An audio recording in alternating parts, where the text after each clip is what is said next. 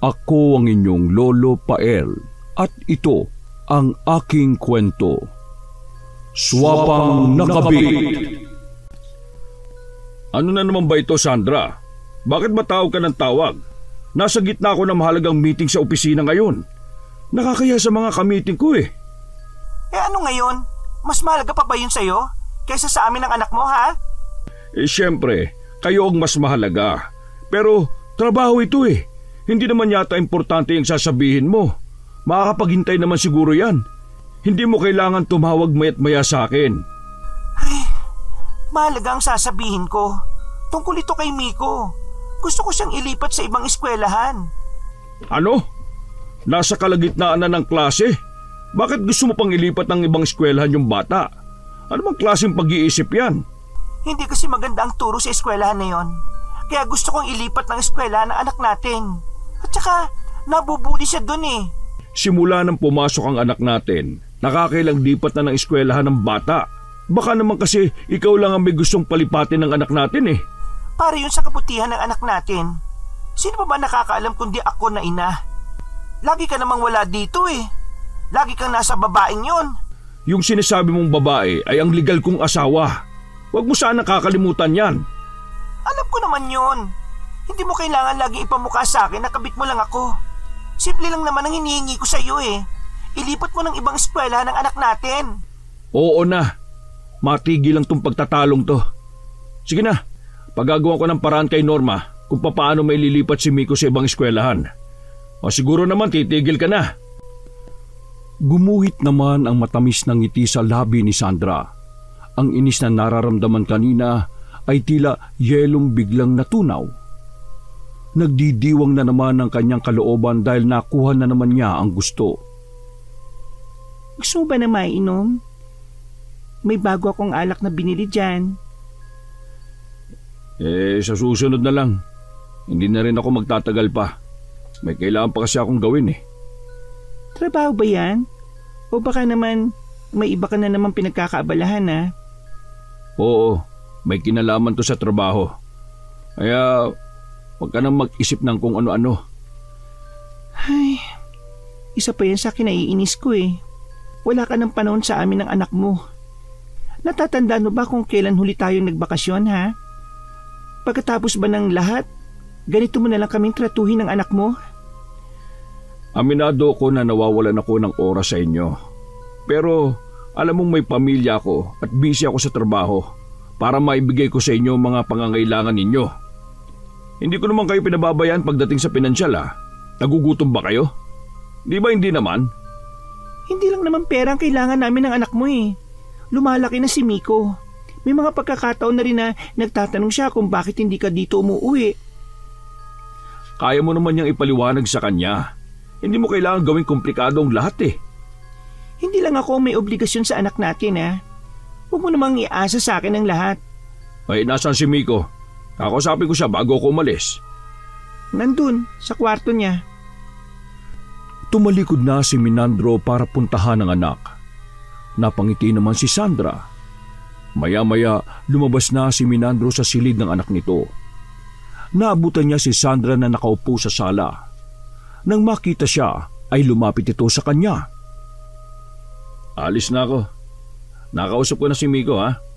Nangako ko sa kanya na babawi ako sa susunod. Talaga bang hindi ka napapapigil umalis? Sinabi ko naman sa iyo, di ba? May trabaho pa akong kailangang gawin. Nangako naman ako kay Miko na ipapasyal ko kayo sa ibang araw eh. Okay, sige. Ingat ka sa pag-uwi mo mamaya ah. Hintayin ko na lang ang tawag mo. Hindi na ipinilit ni Sandra ang kanyang gusto sa lalaki. Nangako na naman ito sa kanilang anak kaya alam niyang tutupad ito. Hindi nito kasi kayang tiisin ng anak. Lumapit na siya rito para bigyan ito ng halik. Nang makaalis si Minandro, tsaka naman lumabas si Norby na pumapalakpak. Best actress ka talaga sis. Ang galing mo umarte ah. Sa tingin mo, kung hindi ako magaling umarte, tatagal ang relasyon namin? Kailangan mo pang galingan. Tumatanda ka na. Baka mamaya magsawa bigla sa'yo yung hilaw kong bayaw. Ipagpalit ka bigla. Bago pa mangyari yon, titiyakin ko na nasa sa akin na ang pera niya para hindi na mapunta sa ibang babae. Tingin ko kasi parang nawawala na yung alindog mo kay Bayaw eh. Paano mo naman nasabi yan? Wala. Pansin ko lang kasi parang hindi na siya yung gustong laging dito natutulog. Gusto laging nakadikit sa'yo. Narinig mo naman siguro yung sinabi, di ba? Busy siya sa trabaho. Alam ka naman na pabayaan niya yun. Doon tayo kumukuha na ikabubuhay natin, no? Sa bagay nga. Bakit ba hindi ka nalang maghanap ng ibang lalaki na mas mayaman kumpara sa kanya? Saka na, kapag nakuha na ang lahat ng pera niya. Kung hindi ka ba naman kasi tatamad-tamad di sana maganda na yung posisyon mo sa kumpanya niya. Ang hirap naman kasi ng trabahong binigay niya eh. Tingin ko wala siyang balak akong i-promote sa trabaho. Tapos, ako pa napagbintangan na magnanako sa kumpanya niya. Sana, nagtiyaga ka na lang kaysa naman pati ikaw kargo ko pa.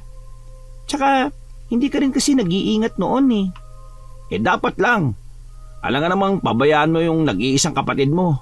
Ikaw nagpapakasarap, samantalang ako naghihirap. Ikaw naman yung may plano na nakawan siya noon, di ba? Pumalpak nga lang. Kaya ka nga nandito, di ba? Huwag ka lang magpapahuli sa kanya na nandito ka sa bahay namin. Ang alam niya pinauwi na kita sa probinsya natin at doon nagtatanim ng kamote. Magtatanim talaga ng kamote? Hindi nga ako marunong sa lupa eh. Nakitawan na rin si Sandra sa kapatid. Marami pa silang pinag-usapan na maitim na balak labang kay Minandro. Samantala, malalim naman ang iniisip ni Minandro habang lulan ng kanyang sasakyan. May problema ba kayo, sir? Baka may maitulong ako. Ako naman ang may gawa ng problema ko Kaya tama lang to sa akin. Pwede naman yata kayong kumawala sa problema na yan, sir Hindi pa naman yata huli. Sana nga ganun kadaling gawin ang sinasabi mo. Kaya lang, may maapektuhan kasing inosenteng bata Ibig nun pong sabihin meron kayong anak ni Ma'am Sandra? Oo, ganun na nga. 10 taon na siya. Mahirap nga po makawala sa ganyang sitwasyon, sir. May maapektuhan palang bata Mahal na mahal ko ang anak ko. Katulad ng pagmamahal ko sa mga anak ko sa Ma'am Criselda mo. Mabuti nga, sir. Hindi kayo nahuli ni Ma'am na may kabit kayo. At saka, ang bait ni Ma'am Criselda at ang laki ng tiwala niya sa inyo. Kailangan doble ingat para hindi mabuko. Minsan may mga pagkakataon na parang gusto kong pagsisihan ng lahat Pero kailangan ko na rin panindigan. Hindi po ba kayo nakukonsensya, sir? Sobrang bait po ni Ma'am Criselda Hindi naman nakahuma si Minandro sa sinabi ng kanyang personal driver. Matagal lang nagtatrabaho sa kanya ang lalaki. Ito lang ang nakakaalam ng kanyang lihim. Malaki ang tiwala niya rito. Sa kauna-unahang pagkakataon ay noon lang ito nakapagsalita ng ganun sa kanya. Pasensya na po, sir, kung nasabi ko yung bagay na yun Alam ko po na wala akong karapatan. Hindi na po mauulit. Hindi, okay lang. Totoo naman kasi yung sinabi mo Basta, sir, kung gusto nyong may mahihingahan ng saloobin nyo, nandito lang ako, ha? Tumango lang si Minandro. Hindi na sila muling nag-usap ng driver hanggang makauwi sila ng bahay. Nang sumunod na araw, naging maluwag ang schedule ni Minandro. Kaya naman naipasyal niya ang anak na si Miko. Nagpaalam lang siya sa kanyang asawa na may out of town ng 3 araw. Agad naman itong naniwala. Ang babae pa nga ang nag-ayos sa mga gamit niya. Hinitid pa siya nito sa kanyang sasakyan at nagbilin pa sa kanyang driver na ingatan siya nito. Mabuti naman at pinagbigyan mo ang bata. Dahil kung hindi, malulungkot na naman yon. Nangako ko sa kanya, hindi ba? At saka, namimiss ko na rin kayo. Sana naman, dalisan mo yung pagpapasyal sa kanya. Alam mong hindi pwede. May trabaho ako at baka maginala si Criselda. Ayokong abusuhin yung pagtitiwala niya. Bakit ba lagi mo nalang inaalala yung babaeng yun? Dati naman wala kang pakialam sa kanya. Wala kang nga pakialam kahit malaman niya ang relasyon natin noon. Noon yun na lagi kaming nag-aaway. Nakakapagbitaw lang ako ng salita dahil sa galit. Hindi ko kasi maintindihan eh. Bakit hindi mo pa siya hiwalayan? Para magsama na tayo bilang pamilya. Ano? Nasisiraan ka na ba? Alam mo may mga anak kami. Hindi ko magagawang sirain ang pamilya ko. May anak din naman tayo ah. Ang problema naman kasi sa'yo, puro sila na lang ang iniintindi mo. Paano naman ako? Kami ng anak mo. Habang buhay na lang ba kami magtatago? Pagkatapos kong isakripisyo ang lahat sa akin? Kahit yung nag-iisa kong kapatid pinagtabuyan ko, alang-alang lang sa'yo? Kung lagi na lang ganito mabuti pang... Tila na konsensya naman si Minandro, lalo na nang makita ang luha sa mga mata ng babae. Nakaramdam din siya ng takot na baka tuluyan itong mawala sa kanya. Sige na, sorry na Han. Patawarin mo na ako kung marami akong naging pagkukulang sa inyo ni Miko. Promise, babawi ako sa inyo. Ay nako, sana totoo yung sinasabi mo. Kinabig pa ni Minandro ang babae para yakapin. Lim naman napangiti si Sandra. May kakaibang kislap din sa kanyang mga mata. Pagka-uwi nila galing sa pamamasyal, hindi na maalis-alis ang matamis ng ngiti kay Sandra hanggang magpaalam na si Minandro na uuwi. Nangako pa ito na muli silang mamamasyal na tatlo.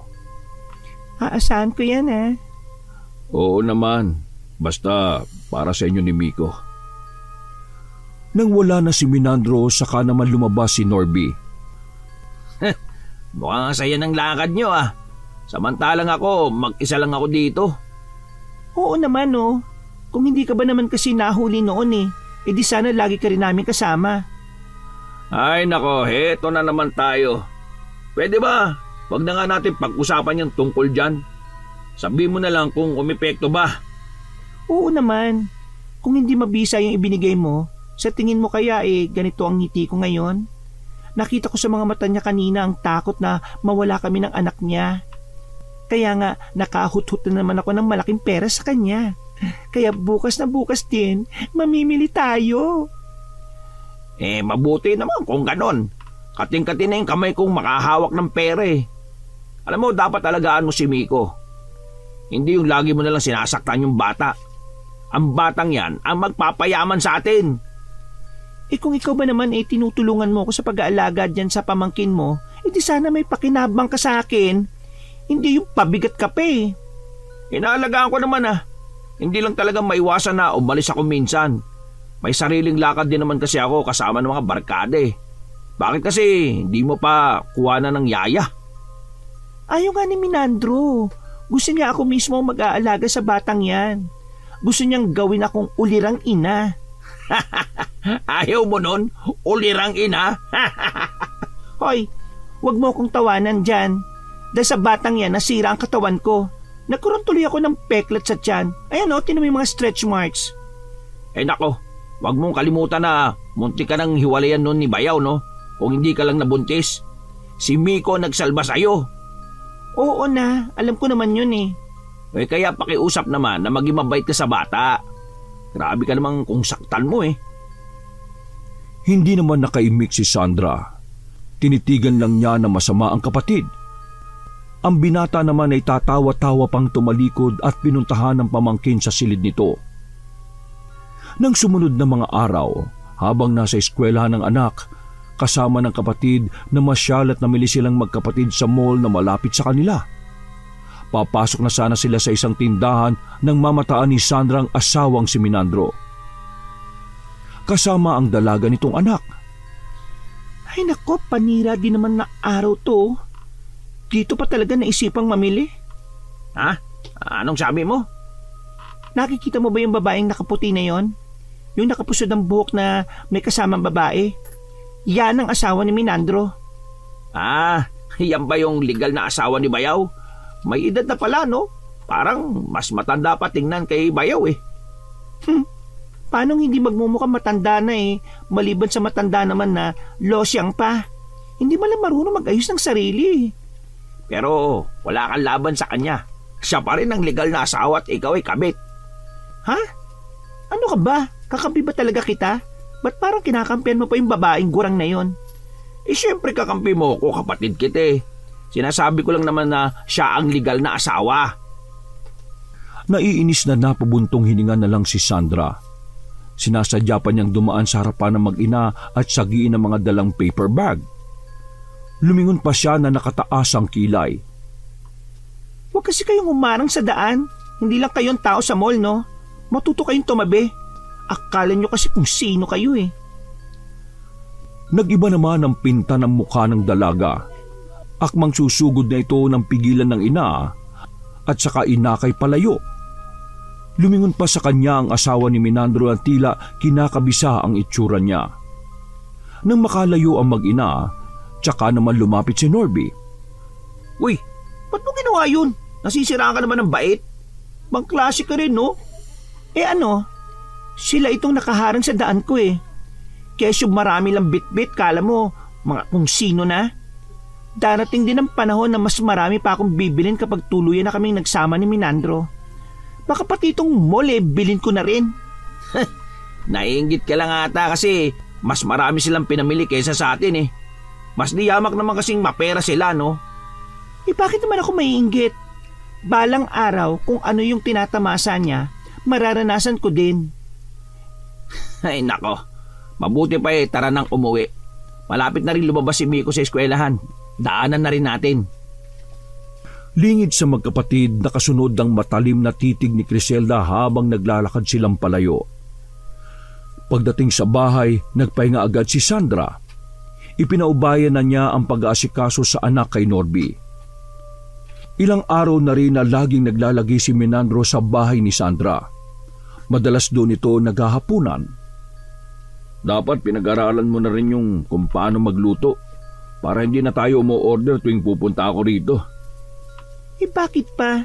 Kung pwede naman tayong kumuha ng tagaluto. Mas okay pa rin yung ikaw mismo magluluto. Si Criselda nga, simula na magsama kami, siya talaga yung nagluluto ng pagkain namin. Hindi rin naman siya noon marunong, nag-aral lang. Hindi naman napigilan ni Sandra ang paikutin ng mga mata sa inis. Tila nawalan na rin siya ng ganang ipagpatuloy ang ginagawang pagkain. Pwede ba wag mo nga ako ikukumpara sa asawa mo? Magkaiba naman kami eh. Hindi ko naman kayo pinagkukumpara. Anong tawag mo dyan? Ang sa akin lang naman gusto kong matikman yung luto mo. At saka, ayoko nang laging instant yung kinakain nitong si Miko at puro order sa labas. Alam mong hindi maganda sa kalusugan ng bata. Okay, sige. Pag-aaralan ko na sa susunod ng pagluluto. At saka, nakakapagluto naman ako eh. Puro prito nga lang. Ngumiti lang sa kanya si Menandro at saka na nito pinagpatuloy ang pagkain. Bago umalis ng gabing yon, nakipaglaro muna si Menandro sa anak na si Miko. Pasado 9:00 na nang umalis siya sa bahay ni Sandra na siya rin mismo ang nagbabayad sa upa. Habang lula ng sasakyan, panay ang buntong hininga ni Menandro. Sir, may problema na naman ba kayo? Wala naman. Bakit mo naman naitanong? Panay kasi ang buntong hininga nyo eh. Ewan ko ba. Nagugulan ako minsan eh. May mga pagkakataon kasi na naiisip ko nang hiwalayan na si Sandra. Natatakot din kasi ako na baka matuklasan na ni Criselda ang tungkol sa kanya. At ayokong dumating yung panahon na baka mawala ang respeto ng mga anak ko sa akin. Natatakot din kasi ako sa karma. Mga babae pa naman ang mga anak ko. Baka sila ang balikan ng masama kong ginagawa. Kaya lang, tuwing pinaplano kong iwan si Sandra, para bang may kung anong pumipigil sa akin. Yung bang tipong takot ako na mawala siya. Maisip ko pa lang na mawawala sila sa akin para na akong paulit-ulit na tinatarakan ng kutsilyo sa dibdib. Baka po mahal nyo na rin si Ma'am Sandra. Mas sigit na pagmamahal nyo dun kay Ma'am Criselda. Natigilan naman si Menandro sa sinabing yon ng driver. Napaisip din siya sa bagay na yon. Ay nako, nagugulan ako ngayon. Hindi ko na alam ang gagawin ko. Hindi ko alam bakit pumasok ako sa ganitong sitwasyon. Ang hirap tuloy lumabas. Kayo lang po sir ang makakalutas ng problema nyo. Alam ko naman yon. Gusto ko lang minsan maglabas ng saloobin ko. Kaya nagpapasalamat talaga ako sa'yo. Kahit 3 taon ka pa lang na nagtatrabaho sa akin subukan na ang katapatan mo. Oo naman sir. Kahit papaano naiintindihan ko po kayo dahil siyempre lalaki din ako. Alam mo bang ikaw ang pinagkakatiwalaan ko ng ganito? At ikaw lang din ang nakakaalam ng lihim ko? Ngumiti lang si Dante sa amo. Si Minandro naman ay tumanaw sa labas ng sasakyan. Hindi na niya napansin ang makahulugang titig na ibinibigay sa kanya ng driver. Nang sumunod na araw, muling dinalaw ni Minandro si Sandra. Hindi siya nagpasabi dito dahil gusto niyang sorpresahin ito. Pero hindi niya akalain na siya ang masusorpresa ng madatnan doon si Norby. Anong ginagawa mo sa pamamahay ko? Pakipaliwanag mo nga, Sandra, kung anong ginagawa ng magnanakaw na yan dito? Pati nga ako nagulat ako sa pagsulpot niya. Sabi niya, gusto lang kaming dalawin. Maniwala ka, hindi ko alam na darating siya. Aalis na din naman yan Oo kuya, gusto ko lang naman dalawin si ate at yung pamangking ko. Aalis na din ako. Sige ate, pasensya ka na sa abala. Kuya, pasensya na sa pagpunta ko dito. Yuko ang ulo na halos liparin na ni Norby ang paglabas ng bahay. Sinundan naman siya ng matalim na tingin ni Minandro bago nito binalingan si Sandra. Lagi bang dumadalaw ang kapatid mo dito? Narinig mo naman, di ba? Ngayon lang siya pumunta dito. Basta na lang siyang sumulpot dito Alam nga naman pagtabuyan ko ang layo ng binyahin niya. At saka, hindi mo pa rin ba siya napapatawad? Paano ko magagawang patawarin ng taong gusto akong pagnakawan? Di ba sinabi ko naman sa iyo na wala siyang alam? May taong gusto lang siyang siraan sa iyo. Isa pa, mali ang ginawa ko na pagbiyang kita na ipasok siya sa trabaho Napakatamad ng kapatid mo. Daig pa niya ang tunay na may-ari kong umasta Huwag na nga lang natin siyang pag-usapan pa. Teka, bakit nga pala nandito ka? Hindi naman itong araw ng pagdalaw mo Gusto ko nga lang kayong sorpresahin sana. Yung pala ako masosorpresa. Sige, ipaghahanda kita ng merienda mo. Mabuti pa puntahan mo muna si Miko sa silid niya. Tsak na matutuwa yun kapag nalaman niyang nandito ka. Ay nako, mabuti pa nga. Tumalima naman si Minandro sa kanya. Nang wala na ito, agad na hinagilap ni Sandra ang cellphone at lihim na tinawagan ng kapatid. Binilinan niya itong maglagi muna sa bahay ng kaibigan. Hintayin na lang nito uli ang kanyang tawag. Naririnig pa ni Sandra ang tawanan ng mag-ama. Doon din nagapunan si Minandro. Bago umalis, nag-iwan pa ito ng malaking halaga para sa gastusin nila doon. Hindi naman maipinta ang mukha ni Norby nang makauwi. Grabe yung kaba ko kanina nung dumating si Bayaw dito sa bahay. Akala ko tatawag na siya ng pulis Dapat na tayo mag-ingat kasi sa susunod. Baka maulit na naman yung bigla niyang pagsulpot dito sa bahay. Yung mga gamit mo, wag mong pakalat-kalat dito Tsaka lagi mong ilak yung pinto ng silid mo. Baka mamaya bigla yung pumasok doon. Oo na. Nakakainis lang yang si Bayaw para tawagin akong magnanakaw Wala pa nga ako nakukuha sa kanya naku, huwag ka nang mainis. Bawing-bawi ka naman sa mga nakukuha natin sa kanya At marami pa tayong makukuha sa kanya. Sa bagay nga. Pero hanggang ganito na lang ba tayo? Siyempre hindi Hindi lang atensyon at oras niya ang gusto kong mapa sa akin. Pati pera niya. Ayok pa kasing hiwalayan yung asawa niya Ano? Oye teka, bibili ba ulit tayo ng gayuma para sa hilaw kong bayaw?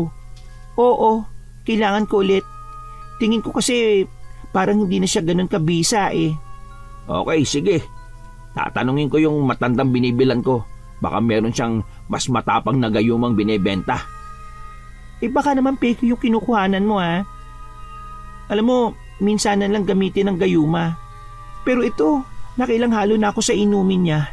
Tuwi-tuwi na parang nawawala agad yung bisa malay ko. Inuutusan mo lang naman ako maghanap Para tuloy sumakit bigla ang ulo ni Sandra. Pakiramdam niya ng mga sandaling yon, maubusan na siya ng panahon para makuha ang gusto. Sa silid niya, habang nasa harapan ng malaking salamin, pinagmasdan niyang maigi ang itsura. Ano ba yan? Bakit may kulubot na kagad ang mukha ko? Ang dami ko nang ginagamit eh. Wala naman palang kwenta yung mga yon.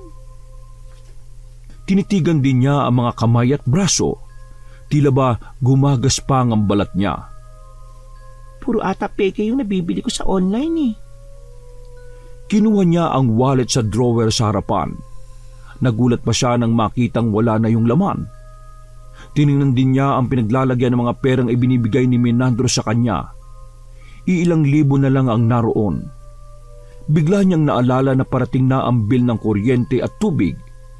Sa 1 linggo na rin ang bayaran sa bahay na kanilang inuupahan. Agad niyang tinawag si Norby. Paano na yan? Saan tayo kukuha ng pambayad? Bakit kasi ginastos mo yung pambayad na ibinibigay ni Bayaw eh? Hindi bale, tatawagan ko na lang si Menandro. Sasabihin ko na nagastos ko yung pera kay Miko dahil nagkasakit ito. Tinawagan agad ni Sandra ang lalaki pero sabi nito hindi agad makakapunta dahil sa abala sa trabaho. Puwisit! Kung kailan kailangan siya hindi makakapunta? Oo, relax ka lang. Ba't kasi hindi ka nagtatabi? O di kaya, bakit hindi mo pa ipilit na ibili ka na lang ng bahay para hindi na kayo umuupang mag-ina? Ay nako, ilang beses ko na yung sinabi sa kanya. Naiinis na nga ako sa kanya eh. Ilang beses ko na ngang pinagsangkalan si Miko. Pero hindi pa rin matinag-tinag. Masyado ka kasing bulagsak sa pera eh. Dapat siguro matutunan mo rin kung paano mag-ipon eh. Baka mamaya biglang mauntog yung si Bayaw at iwanan ka na lang. Ay nako, wag mo nga akong pangaralan ha. Akala mo kung sino kang matino eh. Teka, nasaan na ba si Miko? Ayun, naglalaro sa labas. Isa pa yung pagtrato mo sa anak mo. Wag mo nga laging sinasaktan ha. Baka mamaya makita ni Bayaw yung mga pasa ng bata eh. Ay nako, nakakabwisit naman kasi yung kakulitan eh. Ayaw makinig. Ang tigas ng ulo. Bata yun eh. Natural na sa bata makulit. Magbabago pa naman yun habang lumalaki. Napakaiksi kasi ng pasensya mo eh. Ngunit hindi pa rin nakinig si Sandra sa kapatid. Sa konting pagkakamali na anak, lagi niya itong pinagbubuhatan ng kamay. Nagkataon na wala noon ng kapatid kaya halos mapatay na niya sa bugbog ang anak. Sinabi nang tumigil ka na sa kakaiyak mo eh. Naririndi na ako. Hindi ka titigil ha? Kaya ako minamalas dahil sa iyo eh. Hindi ka ba mawala-wala sa buhay ko? Walang tigil na hinataw niya ang bata ng hawak na sinturon. Makailang ulit yung tumama sa ulo ng bata hanggang mawalan nito ng malay. Doon lang tila natauhan si Sandra. Miko, anong nangyari sa iyo? Anak, gumising ka. Ayoko ng ganyang biro ah. Papaluin pa kita lalo. Miko! Miko! Niyugyug niya ng paulit-ulit ang balikat ng anak pero hindi talaga ito magising. Nahintatakutan pa siya nang makitang may tumutulong dugo sa ulo nito. Nang sulyapan niya ang sinturon, may bahid ng dugo ang bakal nun. Diyos ko, hindi ko naman sinasadya. Miko, gumising ka na. Ano gagawin ko? Bakit kasi ayaw mo makinig sa akin eh? Ayan tuloy. Nagpalakad-lakad si Sandra habang kagat-kagat ng isang daliri. Hindi malaman ang gagawin ng mga sandaling yon habang pasulyap-sulyap sa anak na walang malay. Kailangan madala si Miko sa ospital. Pero paano? Baka malaman ng iba na sinasaktan ko ang anak ko. Tama, si Norby ang tatawagan ko. Agad niyang hinagilap ang cellphone at umiiyak na tinawagan ng kapatid. Sinabi niya rito ang nangyari. Makalipas lamang ang ilang minuto ay dumating na ang kapatid. Nasaan na si Miko? Ano ba kasing nangyari? Nandun siya sa silid niya. Nang puntahan ni Norby ang pamangkin, nakita niya itong nakahandusay sa sahig. Agad niya yung binuhat at inilabas. Buksan mo yung pinto! Dadali ko siya sa ospital! Ano? Nasisira ka ba ng bait? Anong sasabihin mo sa kanila kapag nagtanong kung ano nangyari sa bata? Saka ko na yan iisipin. Ang mahalaga, madala natin sa ospital si Miko. Hindi ka ba nag-aalala sa anak mo, ha? Siyempre nag-aalala, pero delikado tayo kapag dinala mo siya sa ospital eh. Bakit? Kasi binugbog mo na naman ang bata. Tapos mag-aalala ka ngayon. Tumambi ka na nga lang dyan. Hindi, ayoko. Hindi ko siya pwedeng dalhin sa ospital. Hindi mo siya pwedeng ilabas sa bahay. Wala ka na ba talaga natitirang pagmamahal dyan sa puso mo para sa anak mo? Delikado ang lagay ng anak mo.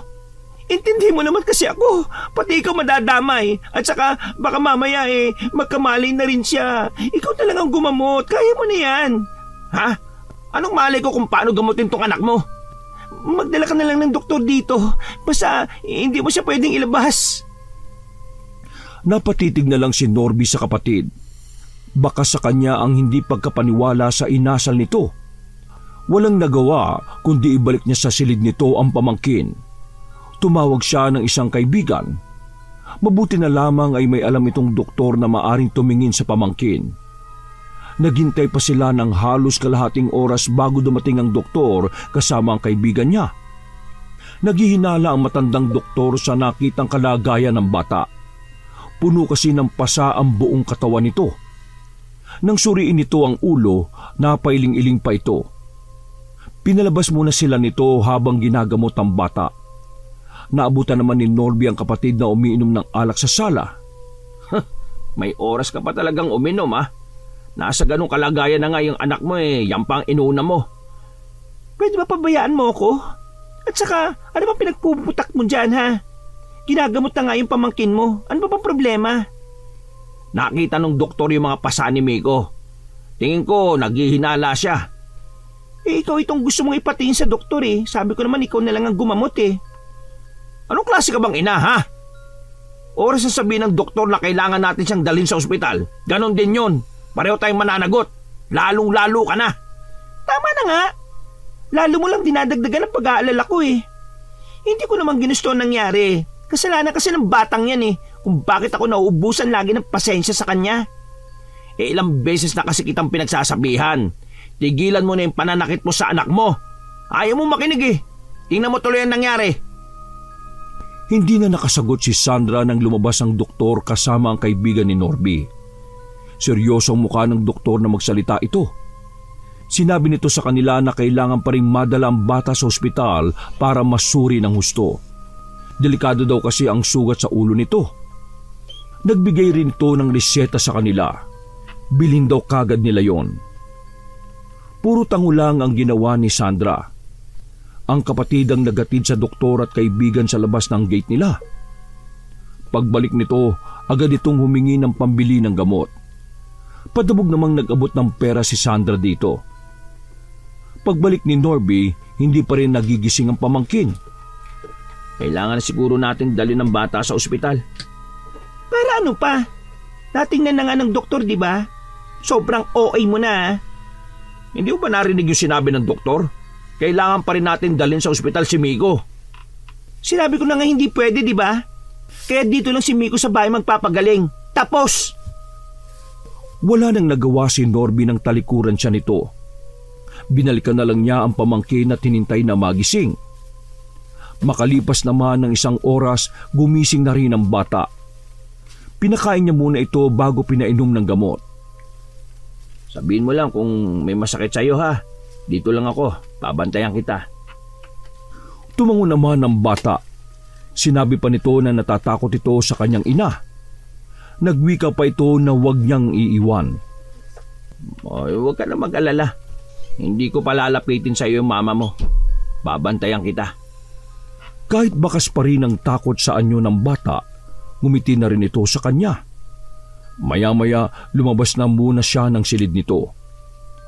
Naabutan niya ang kapatid na alak na naman ng hawak. Ano ba? Hindi ka ba talaga titigil? Ano naman ba problema mo sa akin, ha? Ano? Ising na ba yung pasyente mo? Oo. Napakain ko na rin siya at napainom ng gamot. Huwag ka na munang lumapit sa anak mo. Sobrang trauma inaabot niya sa'yo. Sus! Drama lang niya yon. Naniwala ka naman kagad. Kahit sinong bata matutrauma sa ginagawa mo eh. Kaya please lang habang nagpapagaling pa si Miko, huwag ka munang lumapit. Di sige. Ayoko rin naman talagang alagaan niyang batang yan eh. O ano, Tumawag na ba sa'yo si Bayaw? Hindi pa nga eh. Tinatat ko na nga ng text at message sa messenger niya eh. Sana sumabog na yung cellphone niya. Baka napupuno na si Bayaw sa'yo, kaya ayaw nang pumunta rito. Hay nako, simula lang naman ang mahuli ka niya dito eh. Saka lang naman siya tinabangan sa pagpunta dito. Walang ibang may kasalanan kundi ikaw eh. Ha? Bakit ako? Wala na nga akong ginawa kundi suportahan ka sa mga ginagawa mo eh. Tapos ako pa rin ang sisisihin mo? Alam nga namang sisihin ko ang sarili ko. Baka nakakalimutan mo ha. Kung hindi dahil sa akin, baka hanggang ngayon ay nang-uulam pa rin tayo ng sardinas at tuyo. Kung ganyan ka rin naman ng ganyan mabuti pang araw-araw na lang akong mag-ulam ng sardinas kaysa naman sa palagi mong sinusumbatan. Naibato na lang ni Sandra ang basong hawak na may laman na alak ng talikuran siya ng kapatid. Hindi naman niya sinasadyang mapagsalitaan ng gano'n ng kapatid. Mainit lang ang ulo niya dahil wala na siyang pera. Sinubukan na rin niyang mangutang sa mga kakilala pero lahat sila iisa ang sagot. Hindi na daw siya magagawa pang pautangin ng mga ito dahil sa ugali. Matuling lumipas ang 1 linggo. Dumating bigla si Minandro sa bahay ni Sandra. Nakangiti ito at may mga dalang pasalubong. Pilit namang kinakalma ni Sandra ang sarili para hindi magwala. Mabuti naman naisipan mong dumalaw sa amin. Pasensya ka na Han. Marami talagang trabaho Alam mo naman yan. Muntik na nga kaming palayasin dito sa bahay Buti napakiusapan ko yung landlady. Di ba malaki naman yung iniwang kong pera sa'yo? Huwag mo sabihin naubos mo kaagad yon. Nagkasakit nga si Miko. Naubos sa pagpapacheck up niya yung perang itinatabi ko. Ha? Nasaan ba si Miko? Okay na ba siya? Ayun, nasa silid lang niya. Matamlay pa rin Inilapag lang ni Minandro ang mga dalang pasalubong at pinuntahan na ang anak sa silid nito. Nilapitan naman ni Sandra ang mga dalang pasalubong nito. Sinilip ang mga laman ng mga paper bag. Dagling nawala ang kanyang inis at napalitan niyo ng ngiti. Parang mapupunit na nga ang bibig niya sa laki ng pagkakangiti habang inilalabas sa mga laman ng paper bag. Maya-maya lumabas na rin si Minandro sa silid ng anak. O ano, nakausap na kayo ni Miko? Oo. Ano bang nangyari sa bata? Bakit ang laki ng ibinagsak ng katawan niya? Lagi niyang dinadaing ang sakit daw ng ulo niya. Katulad ngayon, gusto daw muna niyang matulog dahil masakit ang ulo. Ang mabuti pa dali na natin siya sa ospital. Ay, wag na. Kagagaling lang namin doon kahapon Nalistahan na siya ng gamot at mga vitamins para bumalik na sa dati yung katawan niya. At saka, kaya lagi masakit ang ulo niya, paano? Hindi rin masabihan Sige pa din cellphone kahit nilalagnat. Dapat kasi tinatago mo muna yung mga gadget niya. Ay nako, ginawa ko na yan. Sobrang puyat ko na nga kakabantay sa batang yan Wala na kasing ginawa kundi ang sumuka. Ha? Bakit sumusuka? Ha? Kasi sabi niya mapait daw yung pagkain. Mataas nga kasi yung lagnat ng mga nakaraang araw. Pero ngayon, okay na. Nakakain na siya. Hindi pa nga lang talaga bumabalik sa dati yung katawan ni Miko. Ay nako, nakakaawa naman yung bata Nakakaawa talaga kapag may sakit ang bata, no? Pero kasama talaga yan sa paglaki. Huwag ka na mag-alala. Okay na naman si Miko Di bale, babawi ako sa inyo ngayon. Talaga? Dapat lang siguro, no? Ang laki na ng utang mo sa amin. Sinabi ni Minandro na nagpapahanap na ito ng bahay na bibilhin. Maglalagay din umano ito ng malaking halaga sa bangko para sa anak nilang si Miko. Naisip ko lang na kailangan maaga pa lang mapagandaan ko na ang kinabukasan ni Miko. Hindi na rin kasi ako bata Malapit na rin ako magretiro sa trabaho. Bata ka pa naman Bakit magre-retiro ka na kaagad? Hindi pa naman ngayon, pero mabilis lang ang panahon. Gusto ko lang paghandaan ang lahat. Akala ko talaga wala kaming halaga sa'yo Pakiramdam ko nga, itong mga huling araw, pinapabayaan mo na kami. Uy, huwag kang mag-isip ng ganyan Sadyang abala lang ako sa trabaho. At saka, ikakasal na rin kasi yung panganay ko kaya abala rin ako sa pamilya. Ikaw talaga? Di ba bata pa yon? 25 na, hindi na ganun kabata. Napatango-tango na lang si Sandra. Hindi naman siya interesado sa pamilya nito kaya hindi na ulit siya nagtanong. Gusto sana kitang ipagluto ngayon kaso wala nang stock ng pagkain sa ref eh. Mag-grocery sana ako. Okay. Ito ang pera. Pasasama na kita kay Dante. Habang iniintay si Sandra na bumalik, muling pumasok si Minandro sa silid ng anak. Samantala, habang lula ng sasakyang papuntang pinakamalapit na grocery store, kinausap muna ni Sandra ang driver. Talaga bang abala sa trabaho ang boss mo? Oo, ma'am. Minsan ginagabi na nga siya sa uwi eh.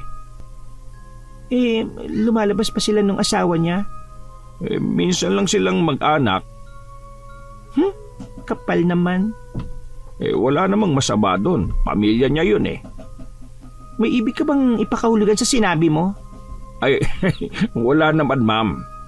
Matuto kang rumispeto ha. Driver ka lang naman eh. Matuto kang gumamit ng po at opo. Opo, ma'am. Nang tumigil ang sasakyan, matalim munang tinitigan ni Sandra ang lalaki bago bumaba ng sasakyan.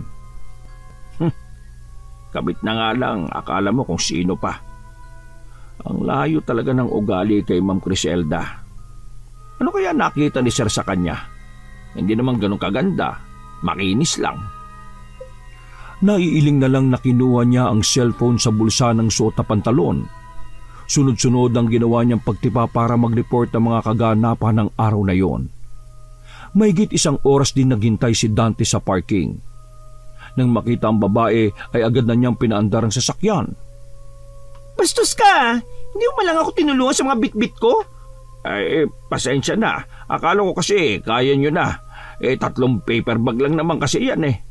Sa susunod kahit isa lang ang dala ko, salubungin mo ako at kunin mo ang dala ko. Opo ma'am. Pasensya na ulit. Sa susunod, hindi ko natatanggapin yung pasensya mo Patatanggal na kita kay Minandro. Tingnan mo lang kung saan ka pupulutin.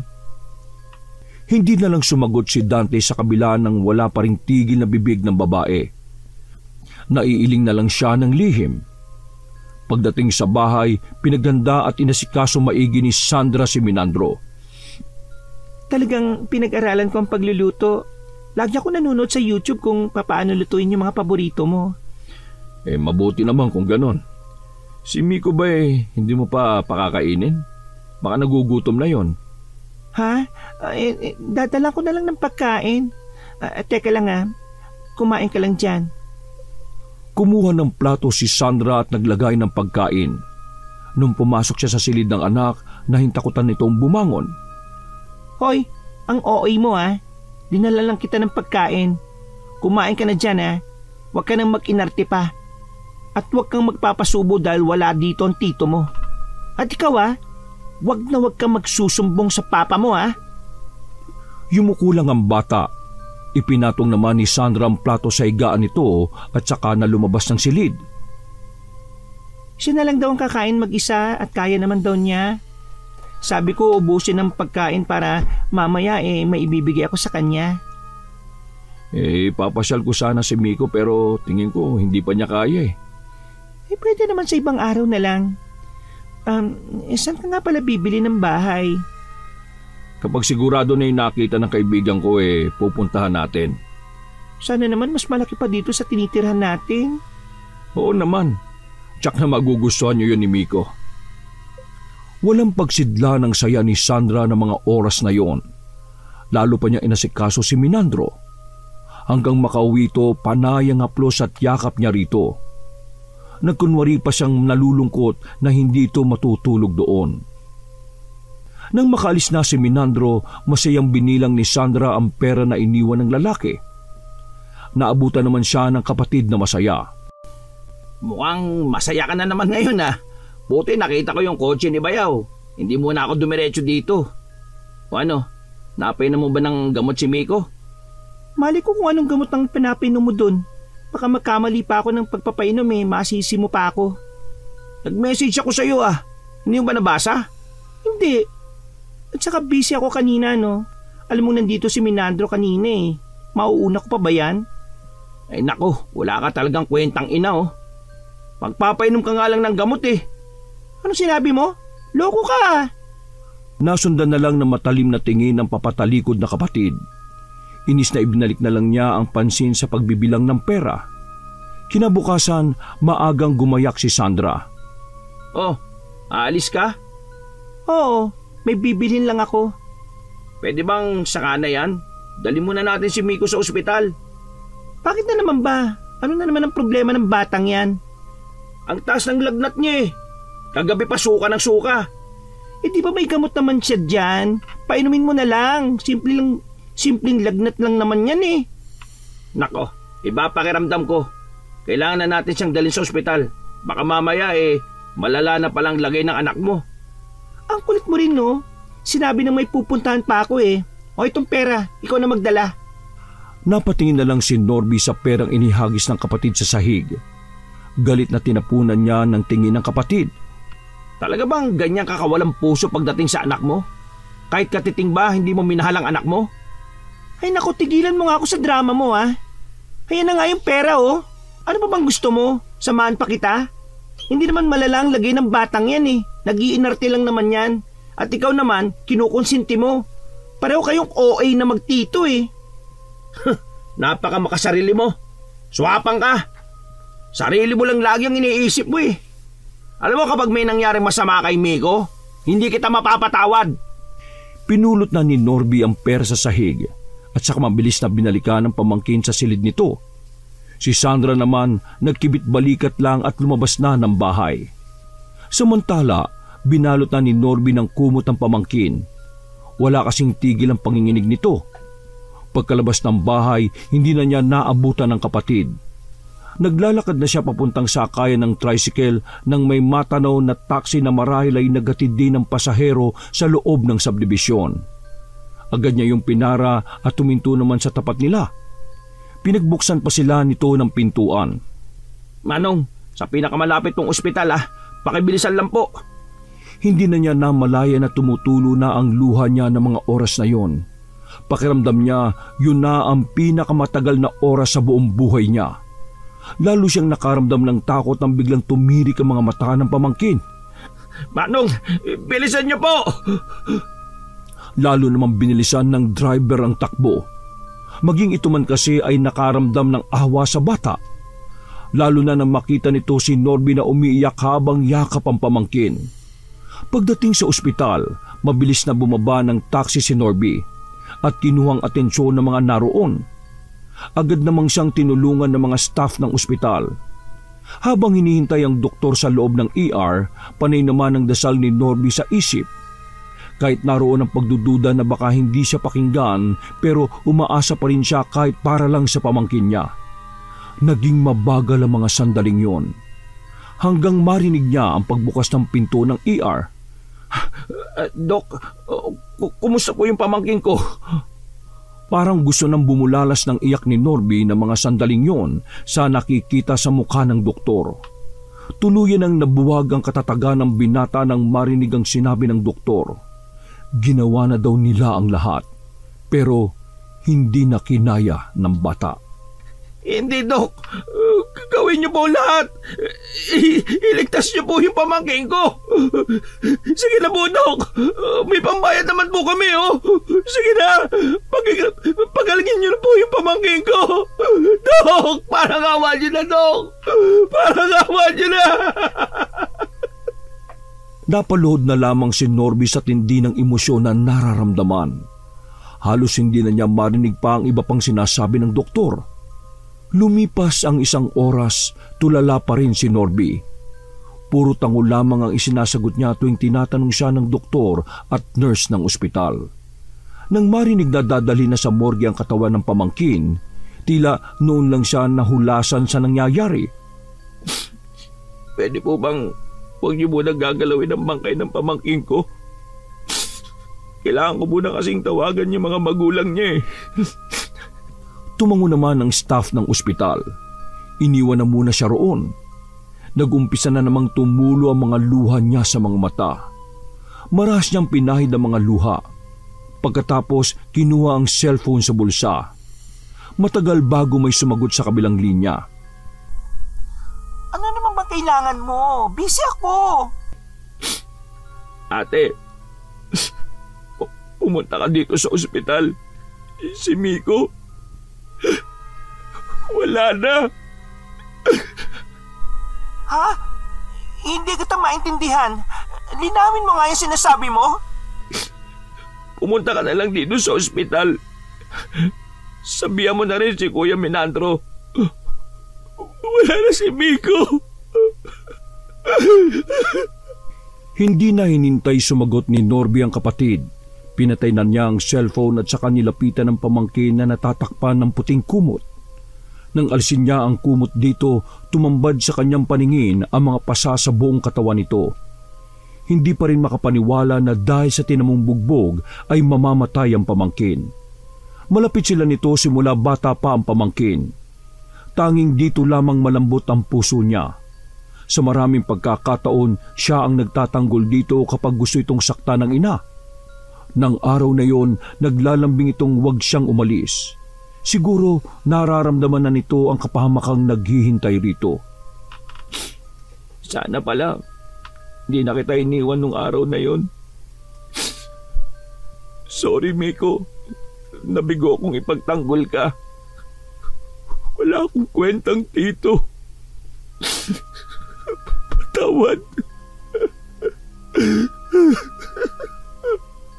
Muli na namang bumuhos ang emosyon ni Norby. Sa ganoon siya naabutan ni Sandra. Ano ba kanina pa kita tinatawagan? Kung hindi pa ako magtatanong sa mga staff ng ospital, hindi ko pa malalaman na nandito ka. Ano ba kasi nangyari? Hindi mo ba nakikita kung nasaan ang anak mo ngayon? Wala na siya. Patay na. Pero, paano nangyari yon? Di ba okay pa naman siya kanina? Di ba lagnat lang naman ang sakit niya? Namatay siya dahil sa pambubugbog mo! Wala kang awa!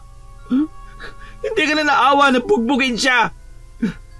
Sabi ng doktor, may namuong dugo sa utak ng bata! Kung pumayag ka lang sanang dalhin siya sa ospital noong araw na yun, sana buhay pa si Miko! Sana nagawa pa siyang mailigtas ng mga doktor! Bakit ako na naman ang sinisisi mo? Sino ba sa tingin mo sisisihin ko? Ikaw ang ina! Ikaw ang walang humpay sa pananakit ng anak mo! Wala kang puso eh! Bakit ba ikaw pa ang binigyan ng anak na marami naman dyan ang mas karapat-dapat maging ina kaysa sa walang pusong katulad mo? Sariling kapakanan mo lang iniisip mo eh. Swabang ka kasi! Gusto mo lagi na lang ikaw ang iniintindi. Inuunawa. Makasarili ka. Ayan! Pagbastan mo ang ginawa mo sa anak mo. Bastan mo ang paghihirap niya. Sana ikaw na lang ang namatay eh. Hindi ko kagustuhan ang nangyari kay Miko. Masakit din ito sa akin. Nilapitan ni Sandara ang anak at niyakap. Halos umalog ang buong katawan niya sa pag-iyak. Pero hindi man lang ito nilapitan ni Norby. Hinayaan niya lang itong mag-isang magluksa. Hindi makapaniwala si Menandro na daratnan niya ang anak na nasa loob na ng kabaong. Hindi niya may hakbang ang mga paa. Para ba yung may mabigat na nakadagan? Parang anumang sandali bibigay ang kanyang tuhod. Namalayan na lang niya ang paglapit ni Dante para alalayan siya papunta sa kabaong ng anak. Nasa tabi ng kabaong ng anak si Sandra. Mugto ang mga mata nito na walang tigil sa pag-iyak. Nang makita nito si Menandro, agad niya itong sinalubong ng yakap habang umiiyak. Wala na si Miko. Wala nang anak natin. Paano nangyari to? Nakalabas siya ng gate kasi inahabol niya yung bola eh. Tapos may paparating na sasakyan. Sorry, hindi ko nabantayan ang anak natin. Nai-report niyo na ba sa mga pulis? Naplakahan mo ba? Mabilis ang mga pangyayari. Basta pumailalim pa si Miko. Ang anak natin ang una kong sinakloloan at dinala sa ospital. Kumalas si Menandro sa pagkakayakap ng babae at saka sinilip ang kabaong ng anak. Hindi na rin niya napigilan ng pag-apaw ng matinding emosyon. Niyakap na niya ang kabaong ng anak habang humahagulgol. Sa isang sulok naman ng chapel, matiim na nanunood si Norby habang kuyom ang mga kamao. Nang umalis si Menandro, kinumprontan niya ang kapatid. Bakit hindi mo sinabi kay Kuya Menandro ang totoong nangyari?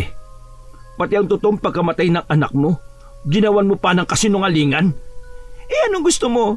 Sabihin ko yung totoo? Para ano? Para makulong ako? Mag-isip ka nga. Kasalanan mo kung bakit ka makukulong. Pinatay mong sarili mong anak Dapat lang na makulong ka. Tumigil ka na nga. Kapatid mo pa rin ako. Kaya dapat lang itikom mo yung bibig mo. Karma ng bahala sa'yo. Kapag dumating ang araw na yon, wala ka nang aasahan sa akin. Di sige, umalis ka. Huwag ka na magpapakita sa akin, ha? Wala ka na rin aasahan sa akin. Tinalikuran na ni Norby ang kapatid. Nagpupuyos naman sa galit si Sandra. Natatakot din siya na baka magsalita ang kapatid. Lingid sa kanila, may isang tao ang nakikinig sa kanilang pinag-uusapan. 3 araw lang binurol si Miko. Sa kagustuhan na rin ni Menandro. Konti lang ang sumama sa libing ng bata. Sa ilalim ng puno, malayo sa lahat ay naroon si Norby. Tahimik na umiiyak at nagluluksa. Tuluyan na ring hindi umuwi si Norby sa bahay ng kapatid. Balak niyang umuwi na lang ng kanilang probinsya. Doon niya balak magbagong buhay. Kasalukuyan siyang nasa bahay ng kaibigan. Nag-aayos siya ng mga gamit niya nang may tumawag. Pamilyar sa kanya ang boses nito. Gusto ng kausap na magkita sila. May kung ano sa sinasabi nito para mapapayag siyang makipagkita rito. Sa sementeryo sila nagkita ng taong tumawag sa kanya.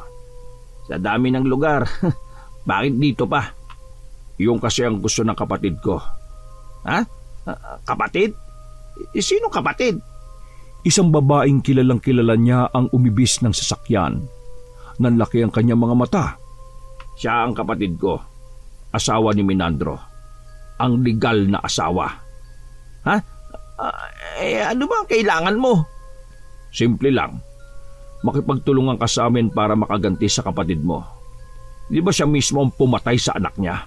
Sa pinakamamahal mong pamangkin? Muling umahon ng galit sa kanyang dibdib. Kumuyom ang kanyang kamao. Nagkatinginan naman ng magkapatid at sabay na napangiti. Bago sila maghiwa-hiwalay ng araw na yon, inabutan siya ng malaking sobre ni Criselda. Tulong daw para sa plano niyang pagbabagong buhay. Alam niyang may pinaplano ang mga ito sa kanyang kapatid, pero wala na siyang pakialam pa kung kakasuhan man nila ito. Sapat na ang perang yon para makapagbagong buhay siya sa probinsyang uuwian. Nagulat pa si Sandra na mapagbuksan ng kapatid. Akala ko hindi ka na babalik. Kukunin ko lang yung iba kong mga gamit. Aalis din ako kagad. Galit ka pa rin ba sa akin? Ano ka ba? 2 na nga lang tayo magkapatid Iiwan mo pa ako. Pag-usapan natin ang problema. Tama lang sa'yo yung mag-isa ka. Total, makasarili ka naman Sarili mo lang ang mahal mo. Ayoko nang maging bahagi ng mga masama mong plano. Huwag mo naman sa akin gawin to. Si Menandro, bihira na rin pumunta dito. Hindi ko alam kung totoo yung sinabi niya na abala lang siya sa trabaho. Hindi pinansin ni Norby ang sentimiento ng kapatid. Tumuloy na siya sa kanyang dating silid. Kinuha ang malaking maleta at inilagay ang mga gamit doon. Nakasunod naman sa kanya ang kapatid. Talaga bang ayaw mo na dito? Saan ka pupunta? Wala ka naman trabaho, di ba? Problema ko na yon. Alam mo, nagsisisi ako kung bakit ako naging sunod-sunuran sa'yo Kung bakit ako nakisali sa masamang plano mo. Kung kaya ko sanang ibalik ang lahat Sana hindi namatay si Miko. Inilayo ko na lang sana siya sa'yo. Ginamit mo lang naman siya para sa pansarili mong interes Dahil sa pagiging ganid mo at swapang. Isang inosenteng bata ang nagbayad. Wala na tayong magagawa pa. Nangyari Bakit hindi na lang natin kalimutan ng mga nangyari? Lilipat na ako sa ibang bahay. Doon sa binili ni Minandro, sumama ka na sa akin. Kakausapin ko siya para payagan kang tumira doon. Hindi ako sasama sa'yo. Ayoko madami sa karmang naghihintay sa'yo. Anong ibig mo sabihin? Sa tingin mo kaya, pagkatapos sa mga ginawa mong kasalanan, matatahimik ka pa sa lagay na yan? Sa tingin mo, hindi ka pa susundan ng malagim mong ginawa? Tama na! Wala ka nang ginawa kundi ipaalala eh. Tapos na nga yun, di ba? Kung gusto mong umalis, edi sige, umalis ka. At huwag ka na magpapakita sa akin. Oras na lumapit ka tumingi ng tulong sa akin, sinasabi ko sa'yo, wala na akong pakialam sa'yo. Hindi na sumagot si Norby. Mabilis na niyang tinalikuran ng kapatid. Sinundan naman siya nito hanggang sa may pinto. Nang makalabas siya, malakas nitong ibinalibag pasara ang pinto. Akala mo kung sino ka? Wala kang nga matinong trabaho eh. Pabalik ka rin dito. Itaga mo yan sa bato. Kapag dumating ang araw na yon, aalipinin na lang kita. Hindi na kita ituturing na kapatid. Napangisip pa si Sandra sa naisip. Kumuha na lang siya ng alak at nagsalin sa baso. Kinalma ang nagpupuyos na damdamin ng mga sandaling yon. Batid ni Minandro na nagluluksa pa si Sandra kaya nitong mga huling araw, lagi niya itong dinadalaw. Akala ko ba'y lilipat mo na ako ng bahay? Nalulungkot lang ako dito eh. Kahit sa ang sulok ng bahay, lagi ko naalala si Miko. Lagi ko pa rin naririnig yung mga tawa niya. May kailangan lang ayusin sa bahay, nalilipatan mo. Konting panahon pa ang hinihingi ko sa iyo. Ay naku, ilang beses ko na rin tinatawagan ng kapatid ko para samahan ako pero wala talaga siyang kwenta. Pagkatapos ng lahat ng ginawa ko para sa kanya, hindi ko man lang siya maasahan. Huwag mo nang asahan ng taong yon. Wala naman siyang malasakit sa iyo eh. Gusto lang niya yung perang ibinibigay mo. Wala man lang nga siyang malasakit sa pamangkin niya eh. Oo, tama ka dyan. Siguro mas okay na wala siya dito. Baka lalo lang sumakit ang ulo ko kapag nandito siya eh. Kaya kahit abala ako, gusto ko pa rin malaman ang kalagayan mo ha. Sobrang nag-aalala ko sa iyo eh. Alam kong hindi madali ang pinagdaraanan mo ngayon. Salamat. Ang mabuti pa eh, ipagluluto na lang kita. Habang abala si Sandra sa pagluluto sa kusina, pinasok muli ni Minandro ang silid ng anak. Pinakialamanan niya ang mga gamit nito. Maging cellphone nito. Tiningnan din niya ang gallery nito kung saan naroon ang mga picture. Nangunot ang kanyang noo nang makita ang mga larawan. Puro kasi yung picture nila na magtiyo. Puro selfie ang mga kuha ng iba't ibang lugar. Meron na sinusundo sa eskwelahan, kumakain sa mga restaurant at fast food. Mahihinuha na malapit sa isa't isa ang dalawa. Nang lumabas siya ng silid ng anak, binalikan niya sa kusina si Sandra. Kumusta pala yung relasyon ni Miko sa kanyang tito Norby? Ha? Nako, hindi mahilig sa bata si Norby. Paano? Parang bata rin mag-isip. Lagi niyang iniinis ang anak ko. Kaya laging naiyak. Hindi ko rin maasahan sa pagbabantay. Kaya tuwing umaalis ako noon, lagi ako nagmamadali sa pag-uwi. Dahil madalas umiiyak kapag naiiwan dito. Yung pala pinapabayaan lang. Ganun ba? Oo. Ay nako, mabuti pa umupo ka na. Sandali na lang itong niluluto ko. Lingid kay Sandra, dinala ni Minandro ang cellphone ng anak. May gumugulo kasi sa kanya at gusto niya yung malaman. Nang sumunod na mga araw, nagsabi siya kay Sandra na hindi muna makakapunta dahil abala sa trabaho. Kung kailan naman hindi dumadalaw si Minandro, tsaka naman nakaramdam ng kakaiba si Sandra sa tinutuluyang bahay. Pakiramdam niya laging may mga matang nakamasid sa kanya. Hindi naman totoo ang multo. Hindi naman dito namatay si Miko eh. Maraming gabi na hindi makatulog si Sandra. Madalas niyang napapanaginipan ng asawa ni Minandro. Nakangisi ito sa kanyang panaginip at biglang magbabago ng anyo na parang matandang bruha. Malimit din siyang nakakatanggap ng pulang rosas. Sa pag-aakalang galing yung kay Minandro, tinatanggap niya yon at inilalagay sa vase sa silid niya. Pero laking pagtataka niya na mabilis yung matuyo at may lumalabas na uod dito. Nalaman din niya na hindi yung galing kay Minandro. Lalo tuloy siyang naguluhan at natakot na rin. Dumating ang araw na nakalipat na si Sandra. Mas malaki ang bahay niyang nilipatan kumpara sa dati. Ano, nagustuhan mo ba? Oo naman, ang ganda at ang laki.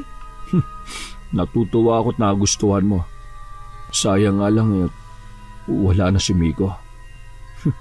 Tsak, magugustuhan niya dito. Oo nga eh. Siya nga pala, naalala ko. Yung pera niya sa bangko, paano yun? Wala na siya. Automatiko mapupunta yun sa'yo dahil ikaw ang ina niya. Pinilit labanan ni Sandra ang pagngiti ng mga oras na yon. Lalo't nakatingin sa kanya ang lalaki. Parang gustong magtatatalon ng puso niya sa tuwa ng mga sandaling yon. Talaga bang sa akin mapupunta yun? Oo naman. Mabuti pa libutin natin ang buong bahay. Halika. Masigla namang inabot ni Sandra ang kamay ni Minandro. Sabay na silang nag-ikot. Tumigil sila sa may veranda ng bahay kung saan tanaw ang malawak na lupa na wala pang nakatayong mga bahay. Napatitig bigla sa malayo si Sandra. Sa ilalim kasi ng puno, tila mayroong nakatayo doon. Pamilyar sa kanya ang figura ng taong yon at maging ang suot na damit. Napatutup bigla si Sandra sa sariling bibig. Nanginginig din siya sa takot. Oh, bakit? Para kasing nakita ko, ang ibig kong sabihin, parang may tao doon. Dito nakatingin sa atin eh. Itinuro naman niya ang kinaroroonan ng taong nakita niya, pero wala na ito doon. Wala namang tao doon Baka naman namalikmata ka lang. Baka nga. Ang mabuti pa, pumasok na tayo sa loob. Para kasing bigla kong gininaw eh. Nagpatiunan na si Sandra na pumasok sa loob. Nanginginig pa rin siya sa takot. Hindi naman niya masabi kay Minandro na ang nakita niya ay parang ang anak nilang si Miko. Sa ilang araw pa lang na pagtira sa bagong bahay, nagkasakit na kagad si Sandra. Labis na bumagsak ang kanyang katawan. Hindi rin kasi siya makatulog sa gabi. Pakiramdam niya laging may bumubulong sa kanya. Kung kailan nasa akin ang lahat ng pinapangarap ko, ngayon pa ba ako magkakasakit? May bahay na ako, may sasakyan, maraming pera. Humalakak pa siya na pumuno sa buong kabahayan. Hindi niya namalaya na lumuluha na rin siya ng mga oras na yon. Para malaman kung may sakit ba siya, nagpatingin siya sa isang doktor.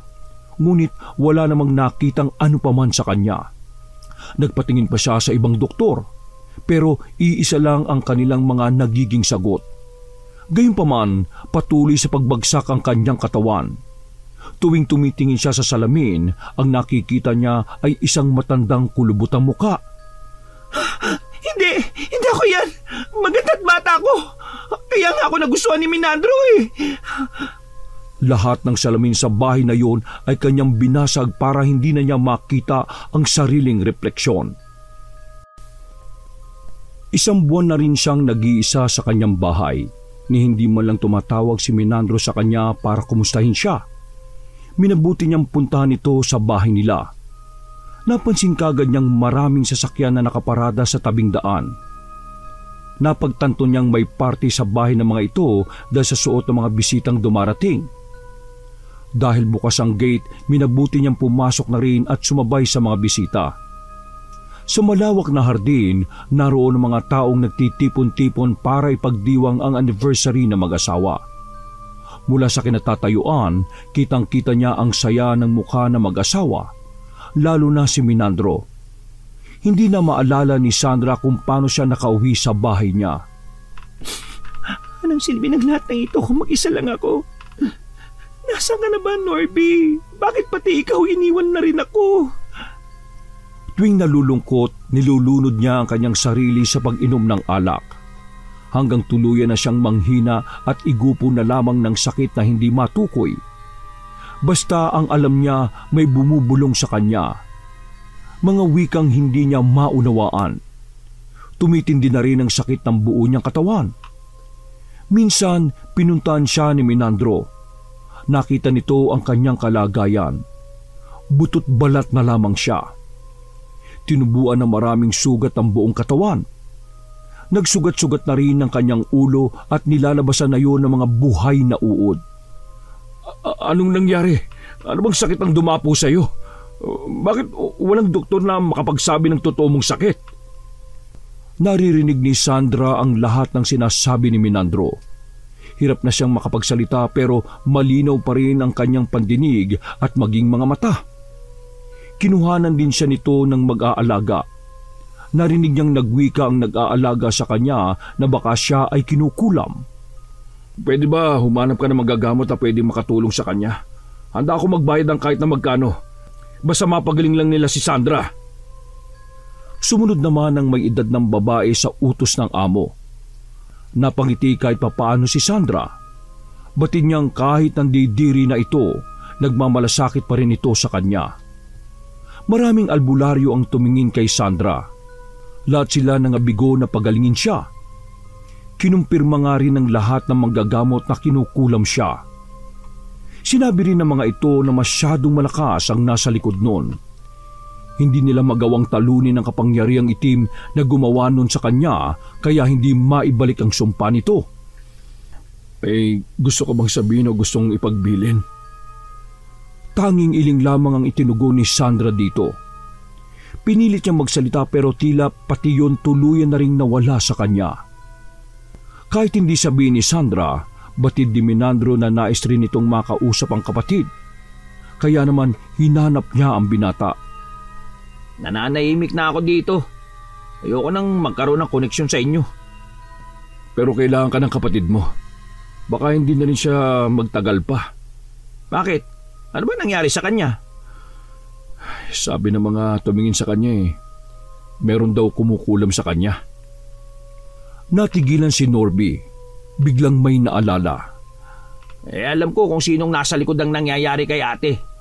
Kilala mo rin kung sino yung nasa likod ng pangungulam sa kanya. Ha?